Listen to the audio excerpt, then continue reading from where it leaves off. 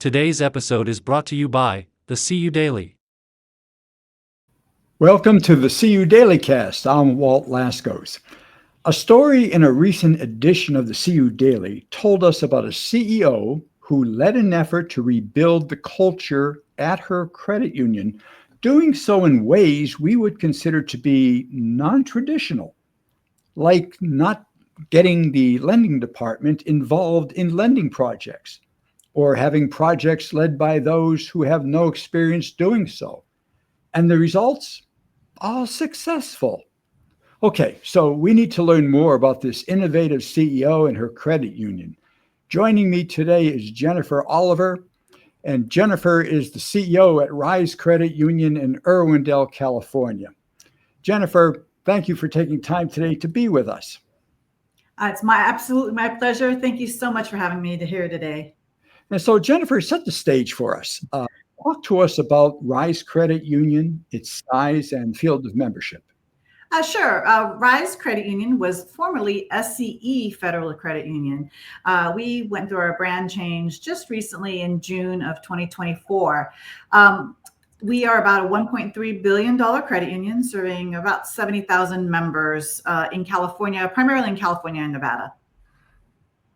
And Jennifer, before we zero in on, rebuilding the culture of Rize Credit Union, it sounded to me like your efforts to influence and change the culture occurred after rebranding efforts. What prompted the rebranding, and how did it lay the foundation to rebuild the culture? Well, actually, it was kind of the other way around. So I started at the credit union about 3 years ago. And my first charge as CEO was to really understand the culture of the credit union. So we knew that we were going to want to rebrand the organization. It had been SCE Credit Union since its inception. And it hadn't really been a single seg credit union for a long time. The credit union had been doing wonderful things in the community, serving underserved communities around Nevada and California. And so we wanted to try to capture that in the brand. And so we started out with these series of interviews. It really started with our employees. Like, what was so special about the credit union? Why were they a part of the credit union? What were the things that they thought were the amazing things that this credit union brought to the table? And then we expanded to our members and started asking our members those same very questions. And that really did lead us to what our new brand was going to be. So in this case, the culture really led the brand.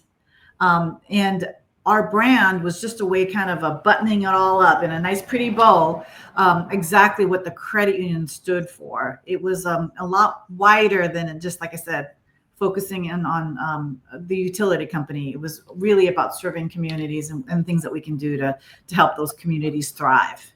I find that very interesting, Jennifer, because, there are many times where we see about shops rebranding, but it seems like they may be divorced from the culture in doing so. Mm-hmm. Whereas, like in your case, and as you have instructed, that the focus was really on what is the being of the credit union, the nature, the culture of the credit union, and that then generated what that brand might look like.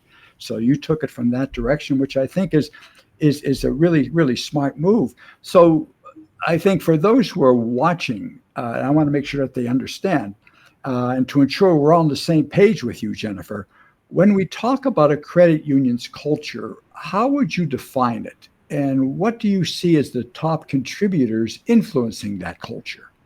Well, gosh, culture is it's something you see, you feel. It's something that's beyond the words that you've used to maybe describe your organization. I think culture can be king. I mean, it really can drive what the organization is and its ethos. So for me, again, it was just about identifying what that is and then helping that become the forward face of the organization. It made it very authentic for us. It was really natural. When we released our new brand name, our employees cheered because they really felt it was capturing who we were rather than trying to lead lead the organization in another direction. So we'd already been doing this amazing work, right? Credit unions do amazing work, and that's why I've made it my career to be in credit unions. But what makes us unique and different? And that can be a little harder as a community-based credit union, right? So when we really looked at the things that what would make us stand out, it was how we served, for example, the Hispanic community. More than half of our credit union is of the Hispanic community. We had a Latino advisory committee. We had already leaned into some unique products and services that support that community. We found ourselves with at least 100 community-based organizations that we had been working with for decades, right? And so now we said, how can we really lean into that and make it who we are?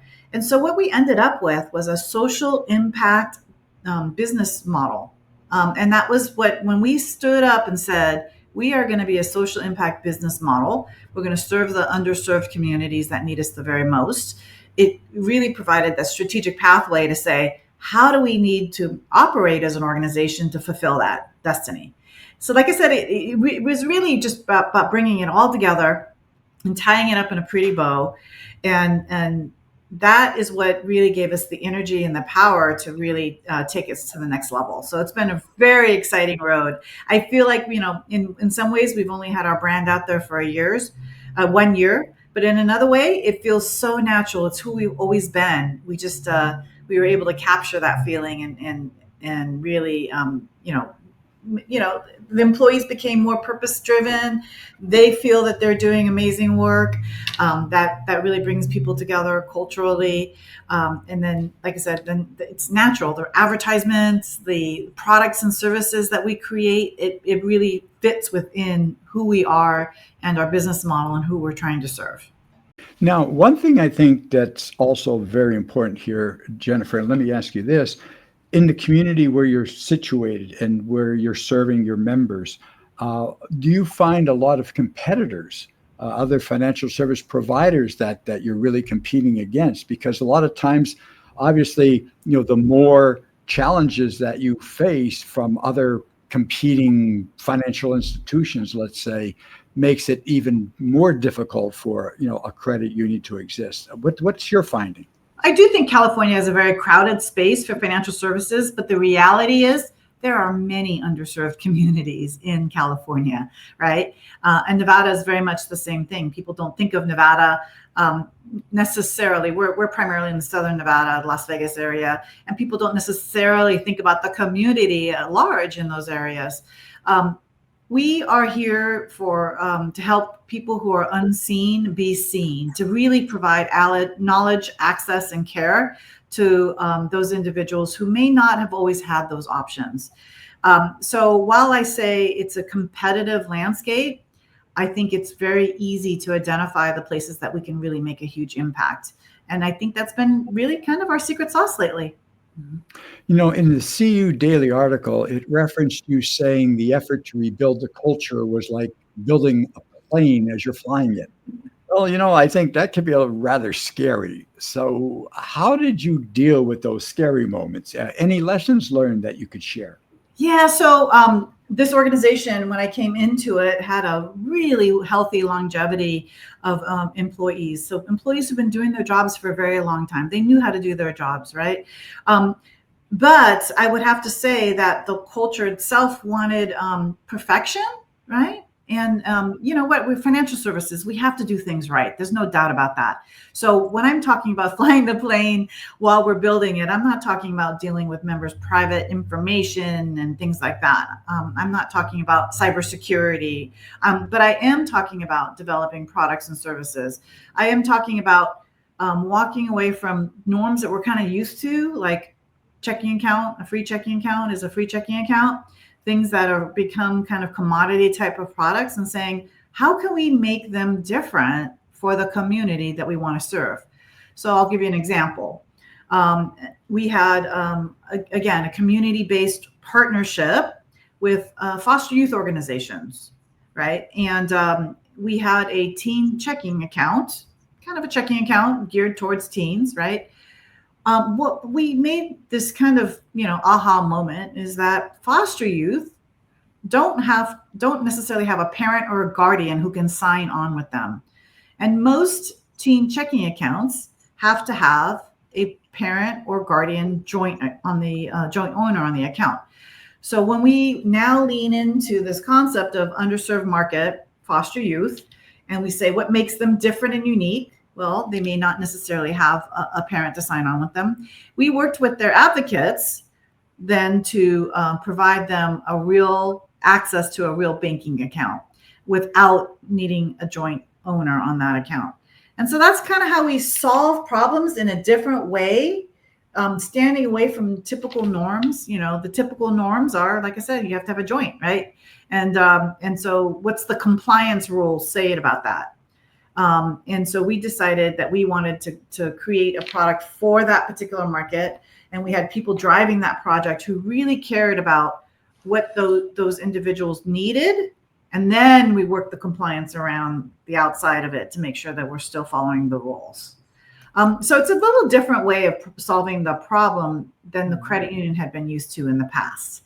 And so, and it also wasn't perfect the first time we rolled it out. It wasn't exactly right. We had to kind of bump against the edges a little bit and fine tune some things. And so it became more of an iterative process that constantly improves on the product or the process that we're working on, rather than getting it perfect before we roll it out. So again, like I said, not risky in the cybersecurity PII space. We were already there, right? It was more risky in that we didn't have the product totally fine-tuned when we rolled it out, and we started to fine-tune it for that market with those experiences. And that was a different mindset for the organization. There are lots of organizations that actually think differently. So I can't coin the fact that I think we're thinking that much differently. But what is working very much in our organization is getting other people involved in these processes. We don't have project management tied to one silo. A lot of organizations have a strategic arm with the project management all reporting to that. We have project managers throughout the organization.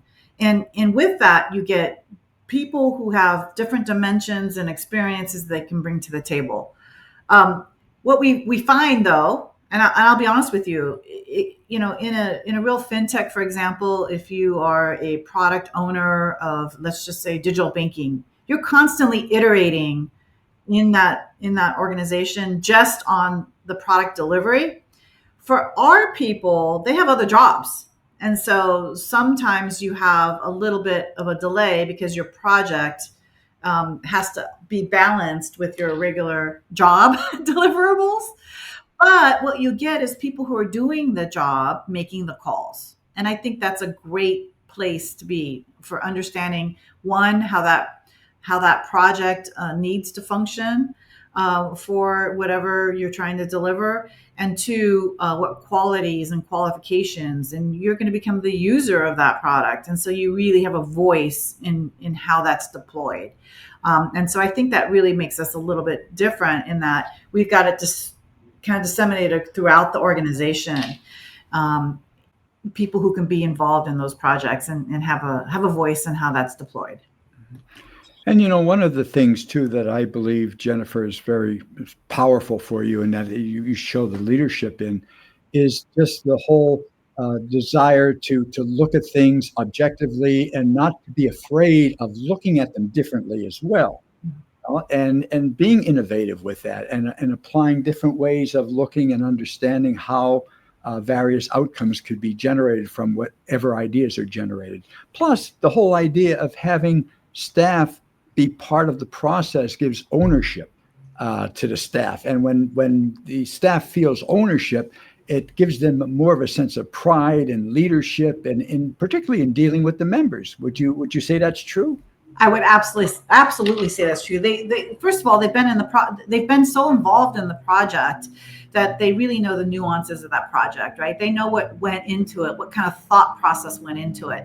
So it really gives more of a dimension of the why we have a particular process or project or a deliverable.